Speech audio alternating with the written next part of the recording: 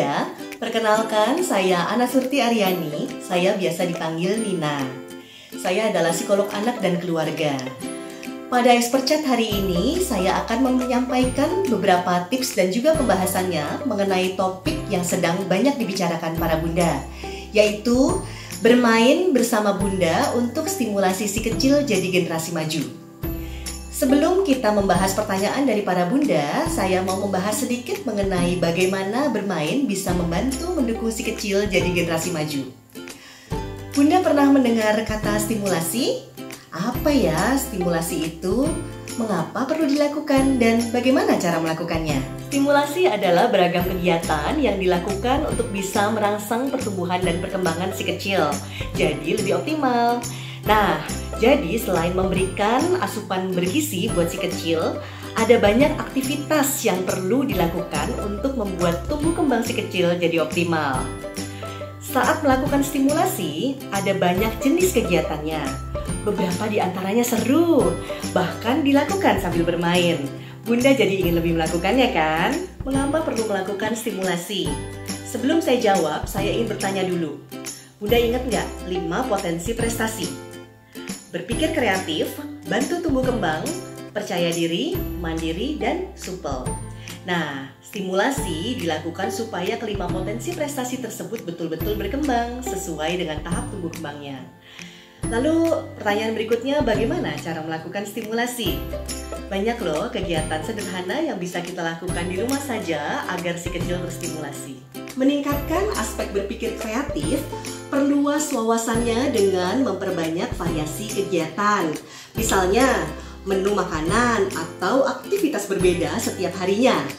Beri anak kesempatan mengeksplorasi lingkungannya, seperti bermain sambil belajar mengenal bentuk dan warna dari benda-benda yang ada di rumah. Lakukan satu kegiatan saja dalam satu waktu agar konsentrasinya berkembang. Misalnya ketika makan, hanya makan saja, jangan sambil menonton TV. Untuk bantu tumbuh kembang, pastikan ia selalu makan dan minum bergizi seimbang. Ajak si kecil bergerak aktif agar koordinasi motoriknya lebih sempurna. Keseimbangannya juga lebih bagus dan ia jadi lebih kuat, gesit, dan lincah.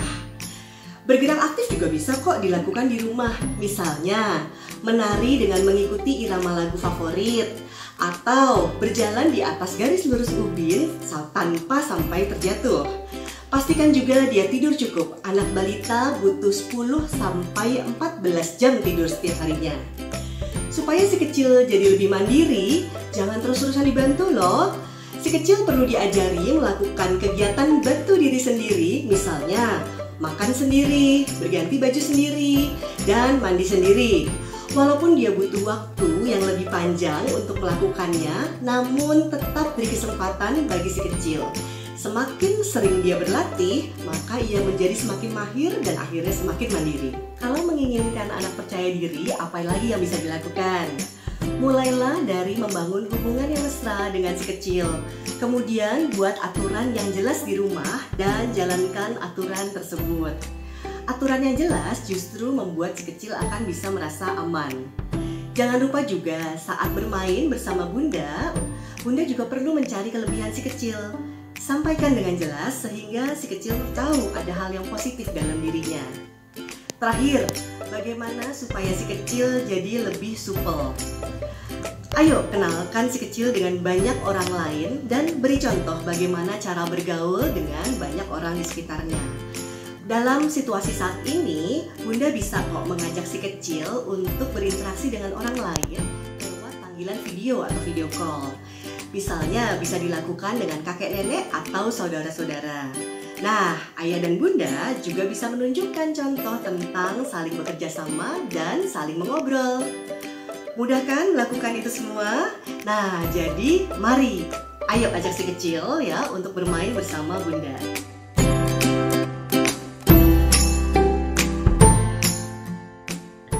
Bunda, saya Nesya dan Dewi. Di Expert Chat hari ini saya akan bantu menyampaikan pertanyaan-pertanyaan dari para bunda SGM Explore untuk topik bermain bersama bunda untuk dukung si kecil jadi generasi maju. Karena sudah banyak sekali pertanyaan yang masuk, langsung kita mulai saja ya untuk pertanyaan pertama.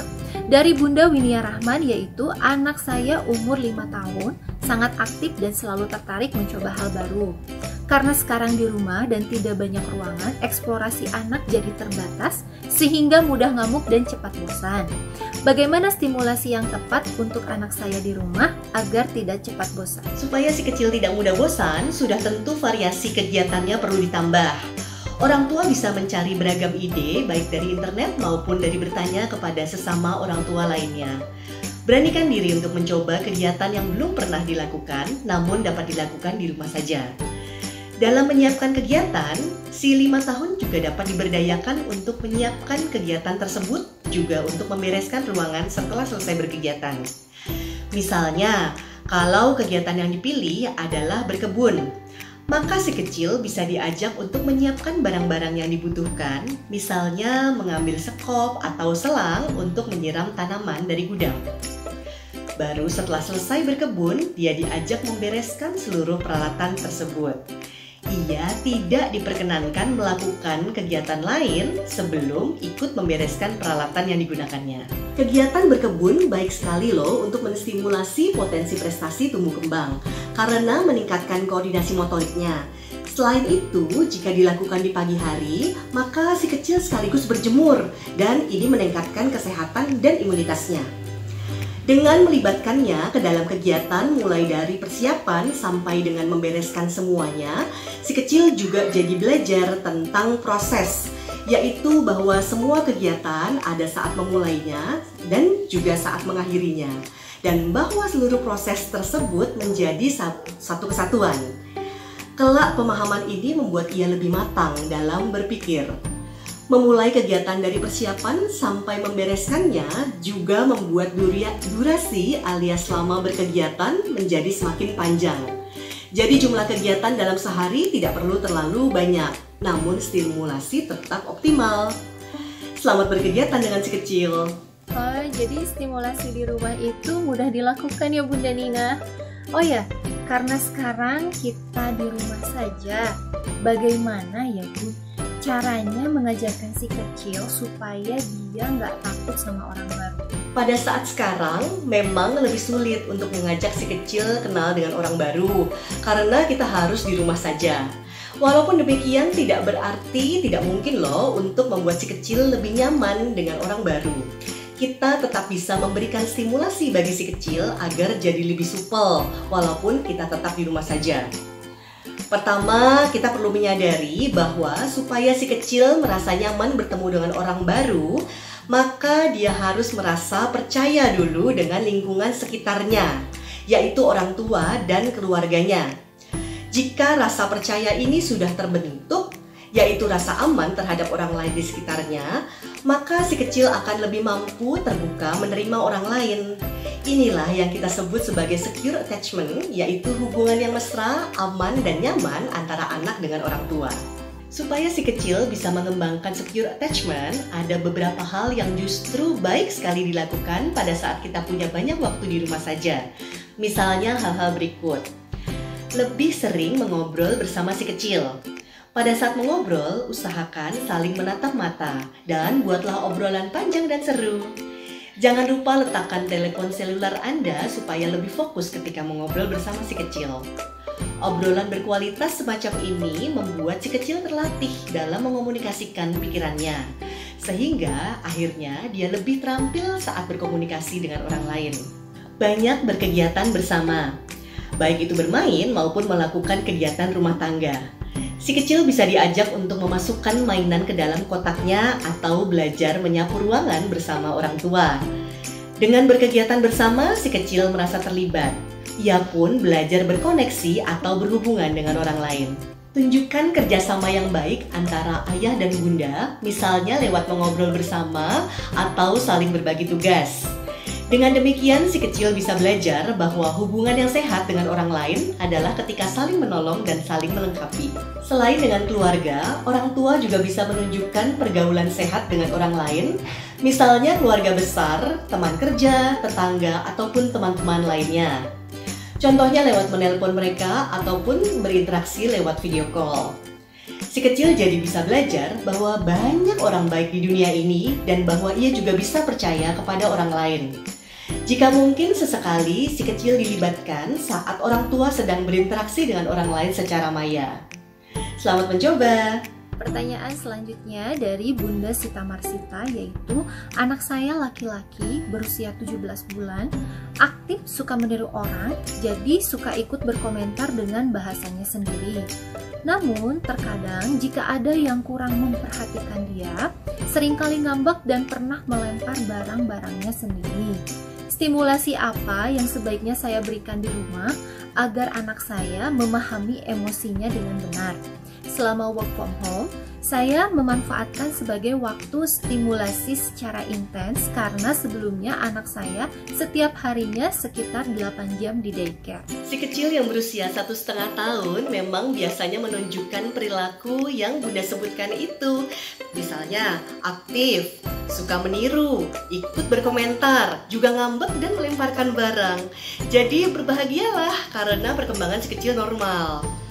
Stimulasi yang dapat diberikan untuk perkembangan emosi si kecil adalah stimulasi untuk percaya diri dan mandiri.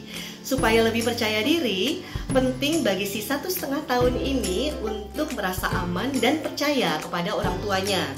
Ketika ia menangis, janganlah dimarahi atau diatur-atur. Sebaliknya berikan saja pelukan atau gendong saja sampai dia tenang. Sembari memeluk atau menggendong, orang tua bisa menyampaikan kalimat seperti "Kamu marah ya?" atau "Kamu sedih ya?" sesuai dengan kemungkinan emosi yang dirasakan oleh si kecil.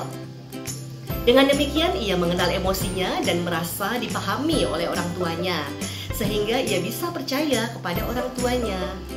Untuk lebih mendorong potensi percaya dirinya, jangan lupa memberikan pujian setiap kali ia bisa melakukan sesuatu yang baik. Misalnya setelah ia menyebutkan kata-kata baru atau setelah ia meniru perilaku yang baik. Si kecil yang berusia 1,5 tahun mungkin belum terlihat mandiri. Walaupun demikian, kita sudah bisa melakukan stimulasi untuk bisa membuatnya lebih mandiri kelak.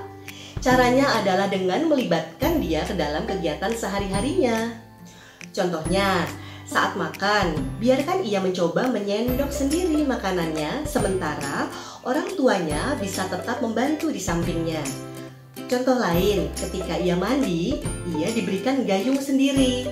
Jadi ia bisa mandi sendiri walaupun sebetulnya masih dimandikan oleh orang tuanya. Jangan lupa berikan apresiasi agar ia mengenal kemandirian tersebut.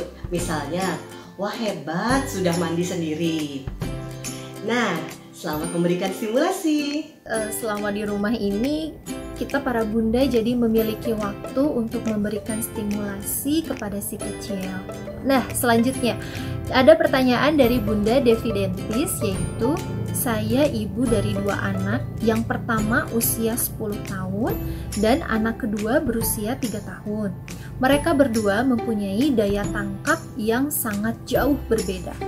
Tapi keduanya aktif, komunikatif, dan keingintahuan yang tinggi. Saya mau tanya, stimulasi manakah yang lebih efektif? Stimulasi yang diberikan dari rumah atau di sekolah? Dan apa perbedaan keduanya? Serta simulasi di rumah apakah yang tepat buat anak kedua saya yang tidak membosankan dan cepat tanggap? Terima kasih pertanyaannya Bunda. Terus terang pertanyaan ini sulit dijawab secara singkat, namun akan saya coba. Ada perbedaan tumbuh kembang yang cukup besar di antara anak 10 tahun dan 3 tahun. Sehingga kebutuhan mereka memang berbeda. Dengan demikian, stimulasi atau kegiatan bermain yang diberikan untuk masing-masing anak menjadi berbeda. Anak 3 tahun biasanya masih perlu mengembangkan kebiasaan baik, juga mengembangkan keterampilan pada beragam aktivitas. Seluruh potensi prestasinya masih dalam tahap awal pengembangan. Ia sudah mulai bisa berteman, namun potensi prestasi supelnya belum terlalu berkembang, sehingga masih sangat membutuhkan orang tuanya sebagai sumber stimulasi utamanya. Sementara itu, anak 10 tahun biasanya sudah lebih mandiri. Potensi prestasi supelnya biasanya juga lebih berkembang, sehingga ia punya kebutuhan untuk berteman. Stimulasi yang baik untuknya bukan hanya dari orang tua, namun juga dari lingkungan sosial yang lebih luas seperti sekolah ataupun tetangganya. Si 10 tahun ini juga sudah punya tanggung jawab seperti tugas-tugas sekolahnya. Sebagai kakak dan adik, mereka berdua bisa diberikan kegiatan yang sama di rumah, namun dengan target atau tingkat kesulitan yang berbeda. Misalnya, sama-sama membereskan kamar tidur. Adik hanya diminta untuk memasukkan mainannya ke dalam keranjang mainan, sementara kakak diminta membereskan tempat tidur. Sesekali kakak diminta untuk mengatur adik, misalnya kakak diberi tugas untuk meminta adik masuk kamar mandi karena akan segera dimandikan oleh bunda. Di lain waktu, adik yang diminta untuk menentukan sesuatu, sementara kakak yang mengikuti. Misalnya, adik diminta memilih menu makanan apa yang diinginkan untuk besok pagi dengan menunjukkan gambar di buku resep, dan kakak mengikuti saja. Penting sekali bagi orang tua untuk bisa memiliki waktu spesial dengan masing-masing anak tanpa saudara kandungnya. Sesekali bunda bisa bersama kakak saja sementara ayah bersama adik. Dan di lain waktu bergantian, bunda bersama adik dan kakak bersama ayah. Dengan demikian masing-masing anak merasakan perhatian penuh dari kedua orang tuanya. Baik bunda, selanjutnya pertanyaan dari Bunda Tina Syuti. Nama si kecil Aditya, usia 3 tahun 6 bulan, selalu ingin bermain di luar rumah bersama teman karena dia aktif. Mau tanya tips yang aman untuk stimulasi si kecil di rumah itu seperti apa ya agar ia betah di rumah? Lalu, ia juga suka bermain bersama temannya yang lebih tua. Tapi temannya belum lancar bicara, sedangkan anak saya sudah lumayan. Kadang ia suka mengikuti ucapan temannya ini dan akhirnya saya malah tidak mengerti ucapannya.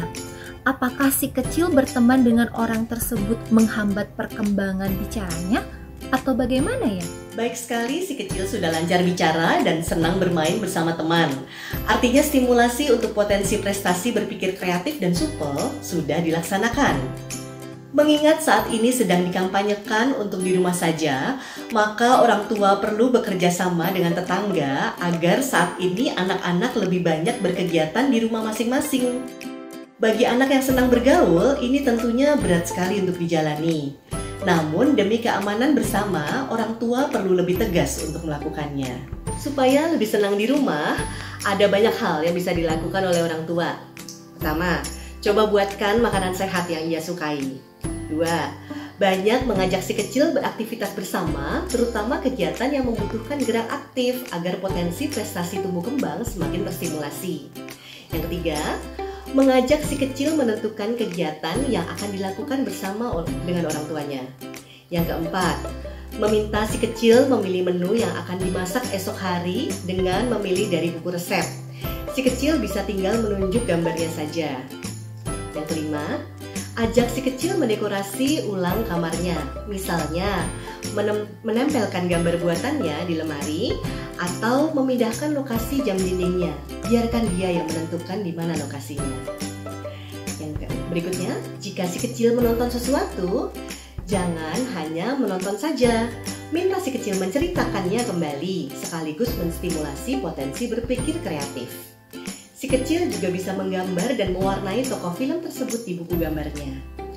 Sesekali perbolehkan dia berinteraksi dengan tetangganya secara maya, misalnya menelpon atau video call, sudah tentu dengan pendampingan orang tua. Sesekali perbolehkan anak-anak untuk bermain bersama di halaman, jika jarak dari jalanan yang dilewati orang-orang cukup jauh. Sebelum bermain, anak diminta mencuci tangan, ajari menggunakan masker, dan minta anak tetap menggunakan masker selama bermain dengan teman-teman. Selesai bermain, anak langsung dimandikan dan diganti bajunya, jadi dia lebih bersih dan lebih aman dari penularan virus. Oh, memang ketika anak bertumbuh kembang itu suka mengikuti orang di sekitarnya ya Mbak ya. Oke, nah ada pertanyaan juga dari Bunda Suci J mengenai kebiasaan si kecil yang suka mengikuti orang di sekitarnya. Pertanyaannya, selama di rumah saya mengisi kegiatan bersama si kecil dengan bermain peran. seperti menjadi chef, lalu saya melibatkan dia untuk membantu memasak dengan bahan dan alat yang aman. Anak saya paling suka bereksperimen dengan alat-alat make up saya dan meniru gaya saya saat mau ngantor.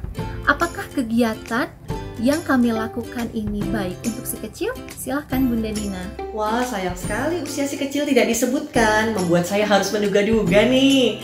Biasanya nih, anak yang bisa diajak berkegiatan seperti itu adalah anak sekitar 4-7 tahun. Walaupun bisa jadi sih anak di luar usia itu yang melakukannya. Kegiatan yang disebutkan itu sebetulnya bisa menjadi stimulasi bagi beragam potensi prestasinya loh.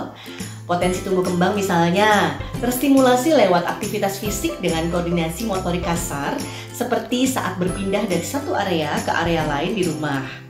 Ataupun koordinasi motorik halus yang menggunakan jari jemari bisa terstimulasi saat mencoba mencuci bahan makanan. Potensi berpikir kreatif terstimulasi ketika orang tua memperkenalkan kosakata dari beragam benda dan aktivitasnya. Misalnya, menyebut jenis alat memasak dan cara memasaknya, seperti merebus, menggoreng, menumis, dan lain sebagainya. Potensi percaya diri terstimulasi saat orang tua memberikan ucapan terima kasih atas bantuan si kecil atau ketika si kecil dipuji. Potensi mandiri sudah tentu lebih berkembang ketika si kecil diperbolehkan mencoba melakukan berbagai kegiatan tersebut sendiri. Tentu saja dia masih harus diawasi. Potensi supel jadi lebih optimal ketika disampaikan manfaat kegiatan tersebut bagi orang lain. Misalnya jika orang tua adalah guru, maka bisa disebutkan bahwa gaya pakaian yang dicoba adalah ketika orang tua akan membantu anak-anak sekolah menjadi lebih pintar. Mengenai mencoba alat make up, mungkin Bunda perlu lebih berhati-hati. Bisa saja kandungan materinya kurang cocok buat si kecil. Misalnya bedak atau lipstik bisa membuat kulit si kecil gatal-gatal. Terlalu sering bermain dandan-dandanan juga terkadang membuat si kecil jadi terlalu memperhatikan kecantikan fisik dan kurang memperhatikan orang lain atau hal lain. Jadi tetap perlu diseimbangkan dengan beragam kegiatan lainnya. Selamat beraktivitas bersama si kecil. Oke Bunda, pertanyaan selanjutnya yang banyak ditanyakan oleh para bunda yang memiliki anak lebih dari satu, yaitu ketika memiliki dua anak yang berbeda usia, misalnya usia 5 tahun dan 2 tahun. Bagaimana caranya untuk masih bisa tetap mengedukasi mereka di rumah di saat yang bersamaan? Karena kebiasaan dan minatnya sudah berbeda, supaya nggak jadi malah berantem. Memiliki lebih dari satu anak memang tantangannya akan bertambah. Antara lain harus bekerja lebih keras untuk mengedukasi semua anak. Ada beberapa trik ketika memilih kegiatan untuk lebih dari satu anak di dalam keluarga. Coba lakukan hal-hal berikut ini. Melakukan kegiatan yang sama, namun kakak diberi tantangan lebih dibandingkan adiknya. Misalnya, jika sama-sama mewarnai, adik menggunakan gambar sederhana yang berukuran besar, sementara kakak menggunakan gambar yang lebih rumit dan ukurannya sedikit lebih kecil. Dalam memberikan tantangan lebih sulit, ada baiknya tetap disesuaikan dengan tahap tumbuh kembang masing-masing anak. Jangan memberikan tuntutan terlalu sulit atau terlalu mudah kepada masing-masing anak. Berikan dorongan kepada masing-masing anak dengan menyebutkan kelebihan masing-masing. Misalnya, wah topi yang diwarnai kakak bagus sekali. Adik juga bagus nih mewarnai bolanya. Tak perlu menyebutkan kekurangannya dan tak perlu membandingkan satu sama lain. Bisa juga memberikan kegiatan yang berbeda namun berada di lokasi yang sama. Misalnya, setelah bermain si adik diminta untuk memasukkan mainan di kotak mainan, sementara kakak diminta untuk menyapu. Boleh kok orang tua membantu mereka, namun tetap usahakan mereka yang melakukannya sendiri agar menjadi stimulasi untuk kemandirian. Jika memberikan tugas yang berbeda, jelaskan bahwa setiap anak punya tugas berbeda. Setelahnya sampaikan pujian bahwa mereka berdua sudah bekerja sama, walaupun mereka mungkin masih sedikit bertengkar atau melakukan tugasnya dengan agak berantakan. Menyampaikan bahwa mereka sudah bekerja sama akan membuat anak jadi percaya diri bahwa mereka bisa bekerja sama dengan orang lain. Hal ini sekaligus menstimulasi potensi prestasi, percaya diri, dan supel. Boleh juga orang tua menggunakan teknik berbagi hari di kalender. Perkenalkan dulu nih cara membaca kalender bagi kedua anak. Setelah paham, tuliskan nama anak secara bergantian di tanggal yang berbeda. Misalnya tanggal 1 kakak, tanggal 2 adik, tanggal 3 kakak lagi, tanggal 4 adik, dan seterusnya. Nantinya jika ada perbedaan pendapat, maka orang tua bisa mengajak anak-anak untuk melihat ke kalender. Siapa yang sedang memiliki hari tersebut, maka dialah yang bisa menentukan. Selamat mengedukasi anak-anak. Oke Bunda, pertanyaan terakhir nih yang sepertinya menjadi kerisauan banyak Bunda, termasuk saya nih Bunda Nina. Di dalam situasi sekarang yang lebih banyak menghabiskan di rumah, kegiatan si kecil jadi lebih banyak nonton TV atau video. Gimana caranya agar tetap bisa memastikan dia belajar? Belajar secara e-learning memang bisa menggunakan beragam cara, misalnya nonton TV atau video, baik di YouTube maupun berbagai aplikasi belajar. Beberapa guru juga memberikan tugas bagi anak untuk mencari sumber informasi di internet. Orang tua juga tetap dapat memberikan beragam kegiatan agar anak terstimulasi untuk berpikir kreatif. Supaya lebih memastikan bahwa ia memang belajar, ada beberapa hal yang perlu dilakukan oleh orang tua. Pertama, orang tua perlu berkoordinasi dengan guru dan orang tua murid lainnya. Cari tahu apa yang harus dilakukan pada hari tersebut. Dengan demikian, orang tua bisa memperkirakan aktivitas digital apa saja yang harus dilakukan oleh anak.